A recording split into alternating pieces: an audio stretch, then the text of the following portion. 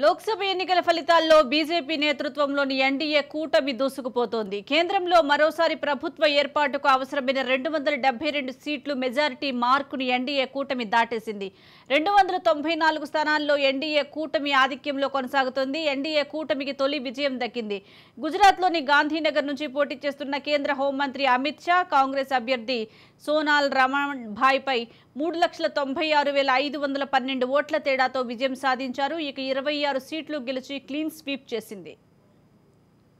అయితే బీజేపీ 2019లో అయితే గుజరాత్ అయితే 26 రావడం జరిగింది, కాంగ్రెస్ 0 రావడం జరిగింది, అయితే అలాగే ఇతరులు కూడా 0 రావడం జరిగింది. సో 2019, 2024 ఎలక్షన్స్ చూసుకున్నట్లయితే బీజేపీ అయితే ఈసారి టోటల్గా 25 కనిపిస్తున్నాయి. సో ఇక్కడైతే ఐఎన్సీ అయితే ఒక సీట్ ఈసారి ఫస్ట్ టైం అయితే ఒక సీట్ సంపాదించుకుందని చెప్పాలి. సో 25కి 24 లీడ్లో ఉంది బీజేపీ. సో ఐఎన్సీ అయితే ఒక సీట్ సంపాదించుకుందని చెప్పాలి. ఈ 24 సీట్స్ ఎక్కడ ఏంటి అనేది మనం చూద్దాం. కచ్లో అయితే బీజేపీ అయితే 2,46,895 రావడం జరిగింది. అలాగే పఠాన్లో వచ్చేసి 31,056 రావడం జరిగింది. అలాగే మహాసేనలో అయితే 3,23,000 చేంజ్ రావడం జరిగింది. అలాగే సబరకాంతలో వచ్చేసి 1,63,905 రావడం. సో ఇలా అన్ని ప్లేసెస్లో ఈ 24 ప్లేసెస్లో అయితే బీజేపీ రావడం జరిగింది. సో చూసుకున్నట్లయితే బీజేపీ అయితే 24 ప్లేసెస్లో రావడం జరిగింది. ఐఎన్సీ అయితే ఒక ప్లేస్లో వచ్చింది. అది ఎక్కడ వచ్చింది అనేది మనం చూద్దాం.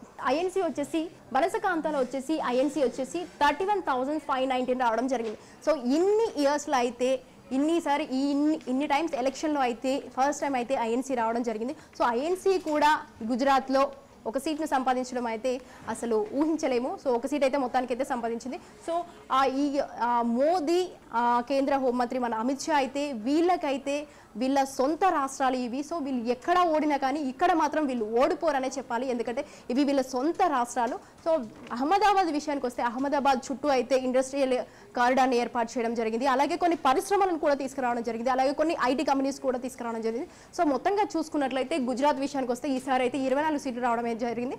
ఒక ఐఎన్సీ అయితే ఒక సీట్ సంపాదించుకోవడం జరిగింది.